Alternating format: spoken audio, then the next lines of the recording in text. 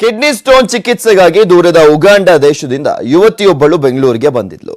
Ola cab ಚಾಲಕ ಮತ್ತು 3 ಅಪ್ರಾಪ್ತ ಬಾಲಕರು ಸೇರಿದಂತೆ ಉಗಾಂಡ ದೇಶದ ಯುವತಿಯ ಬಟ್ಟೆಯನ್ನ ಸಂಪೂರ್ಣವಾಗಿ ಕಿತ್ತು ಹಾಕಿ ಆಕೆಯನ್ನ ಬೆತ್ತಲು ಮಾಡಿ ನಡು ರಸ್ತೆಯಲ್ಲಿ ಬಿಟ್ಟು ಹೋಗಿರುವಂತಹ ಅಮಾನವೀಯ ಘಟನೆ ತಡವಾಗಿ ಬೆಳಕಿಗೆ ಬಂದಿದೆ.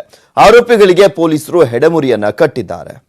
ಪೊಲೀಸರು ವಾಹನದಲ್ಲಿ ಕೂತಿರೋ ಈ ಯುವಕರು ಅಮಾಯಕರಂತೆ ಕಾಣ್ತಾರೆ. ಆದ್ರೆ ಇವರು ಮಾಡಿರೋದು ಮಾತ್ರ ನೀಚ ಕೃತ್ಯ. ಸಮಾಜವೇ ತಲೆ ತಗ್ಗಿಸುವಂತಹ ಕೆಲಸ ಮಾಡಿದ್ದಾರೆ. ಇದೇ ತಿಂಗಳು 16ರಂದು ರಾತ್ರಿ 10 ಗಂಟೆಗೆ ಕಮ್ಮನಹಳ್ಳಿಯಿಂದ ನವಜ್ಯೋತಿ ಸ್ಟ್ರೀಟ್ಗೆ ಹೋಗಲು ಯುವತಿಯೊಬ್ಬಳು ಓಲಾ ಕ್ಯಾಬ್ ಬುಕ್ ಮಾಡಿದ್ಲು.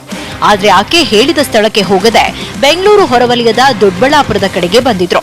ಆಲಹಳ್ಳಿಯ ಬಳಿ ಕಾರ್ ನಿಲ್ಲಿಸಿ ಆಕೆಗೆ ಚಾಕುವಿನಿಂದ ಹೆದರಿಸಿ ಯುವತಿಯ ಬಳಿ ಇದ್ದ ಮೊಬೈಲ್, ಪರ್ಸ್, ಚಿನ್ನದ ಒಡವೆ, ಹಣ ಕಿತ್ಕೊಂಡಿದ್ದಾರೆ.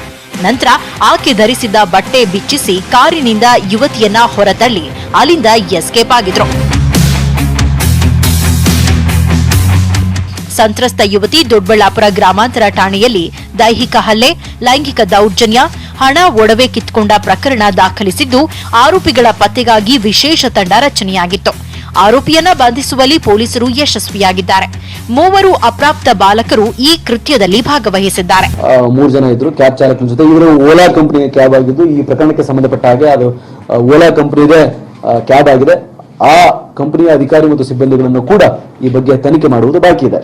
ಎಲ್ಲರೂ ಅವರಿಗೆ ಕಾನೂನುಗಳೊಂದಿಗೆ ಸಂಘರ್ಷಕ್ಕೊಳಗಾದ ಬಾಲಕರು ಅಂತ ಕರಿತೀವಿ. ಅದನ್ನು ಜೆ ಬೋರ್ಡ್ ಎದುರುಗಡೆ ಅವರನ್ನ ಪ್ರೊಡ್ಯೂಸ್ ಮಾಡ್ತೀವಿ. ಬಿಂದಾಸ್ ಲೈಫ್ ಸ್ಟೈಲ್, ಶೋಕಿ ಜೀವನಕ್ಕೆ ಮಾರು ಹೋಗಿರುವ ಯುವಕರು ಸುಲಭವಾಗಿ ಹಣ ಮಾಡಲು ಅಡ್ಡದಾರಿ ತುಡಿಯುತ್ತಿದ್ದಾರೆ.